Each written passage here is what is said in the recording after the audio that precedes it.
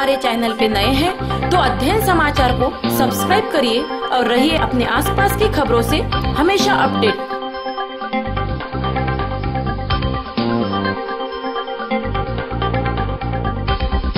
शासकीय रुग्णालय म्हटलं की गरीब कुटुंबच या रुग्णालयात उपचार घेतं अशी धारणा सर्वसामान्य जनतेची असते। शासनाने मात्र शासकीय रुग्णालयातही आवश्यक त्या सुविधा उपलब्ध करून दिल्या आहेत। त्या सुविधांचा लाभ सामान्यासोबतच इतरांनीही घ्यावा व खासगी रुग्णालयामध्ये रुग्णांची होणारी आर्थिक पिळवणूक कुठेतरी थांबवावी या सामाजिक भावनेतून युवा स्वाभिमानचे ज्येष्ठ पदाधिकारी उपेन बसले यांनी समाजापुढे एक आदर्श ठेवून आर्थिक दृष्ट्या सर्व बाबी उपलब्ध असतानाही त्यांची पत्नी प्रिया गरोदर असल्याने प्रस्तुतीकरता उपजिल्हा रुग्णालयात भरती केले। 5 सप्टेंबर रोजी पत्नी प्रियाने गोंडस अशा बाळाला जन्म दिला। विशेष म्हणजे ही प्रसूती नॉर्मल झाली। सीझर वगैरे करण्याची वेळ उपजिल्हा रुग्णालयात आली नाही। सामान्य जनतेची धारणा असते की उपजिल्हा रुग्णालयात किंवा खासगी रुग्णालयात गरोदर महिलांचे सीझर केल्या जाते। मात्र अचलपूर उपजिल्हा रुग्णालयातील डॉक्टरांनी कुठलाही रुग्ण असला की त्यांना तीच सेवा देण्याची भावना या ठिकाणी पाहायला मिळाली। उपेन बसले यांना पत्नीची प्रस्तुतीकरिता एखाद्या खासगी रुग्णालयात भरती करण्यात आले असते, त्याकरता मोठ्या प्रमाणात खर्चही केला असता। मात्र बसले यांनी समाजापुढे आदर्श निर्माण करीत खासगी रुग्णालयात होणाऱ्या खर्चाच्या रकमेतून उपेन बसले उपजिल्हा रुग्णालयातील महिलांना साडी व फळ वाटप करीत एक आदर्श समाजापुढे ठेवला। सानुखान, अध्ययन समाचार लाईव्ह, अचलपूर।